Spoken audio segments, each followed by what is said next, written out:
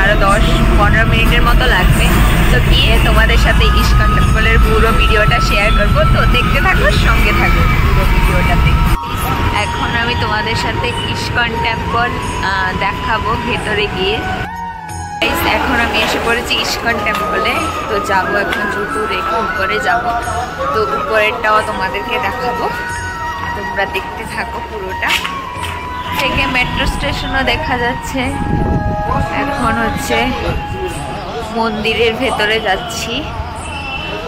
So এখানের এই রাস্তাটা অনেকটাই লম্বা। এখন বৃষ্টিও হয়ে পড়ছে,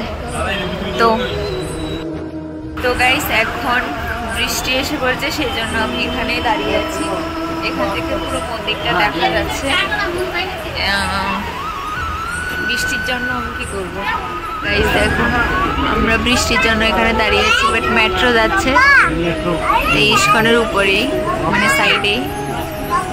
এখন প্রচণ্ড বৃষ্টি হচ্ছে, সেজন্য এখন দাঁড়িয়ে আছি। তো ভেতরে যাব একটু বৃষ্টি কমলেই। বৃষ্টি কমলো গাইস, এখন হচ্ছে উপরে যাব, উপরেটাও তোমাদেরকে পুরোটা দেখাবো। সে আবার মেট্রো যাচ্ছে, তো চলো আমার সাথে সাথে আমরা উপরে। গাইস বৃষ্টি পড়ছে,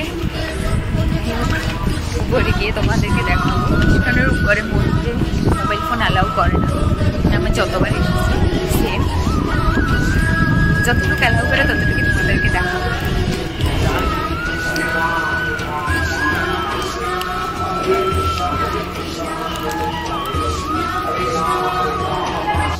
তো আজকে বৃষ্টি, সেই জন্য এত মানুষও নেই, না হলে অনেক লাইন ধরতে হয়। তো ভেতরে যাব, পুরোটা অলরেডি ভিজে গেছে। এখন যাচ্ছি হচ্ছে উপরে ঠাকুরের কাছে, ঠাকুর দর্শনের জন্য। তো চলো উপরে গিয়ে দেখাবো তোমাদেরকে।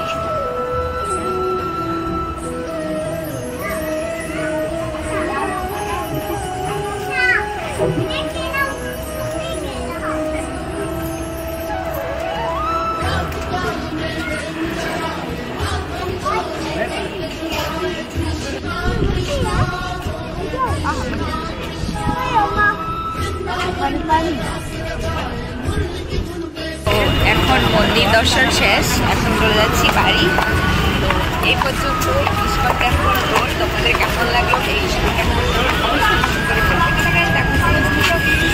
তারপরে ইস্কন টেম্পল থেকে চলে এসেছি ওরিয়েন্ট মলে, যেহেতু ওরিয়েন্ট মলটা ইস্কন টেম্পলের কাছেই ছিল। তো তোমাদের এই ছোট্ট ব্লগটা কেমন লাগলো অবশ্যই কিন্তু কমেন্ট করে বলবে। যদি ভালো লাগে তাহলে অবশ্যই লাইক, কমেন্ট, সাবস্ক্রাইব করতে একদম ভুলবে না। তো টাটা গাইস, দেখা হচ্ছে তোমাদের সাথে নেক্সট ব্লগে। ততক্ষণের জন্য খুব খুব ভালো থাকবে।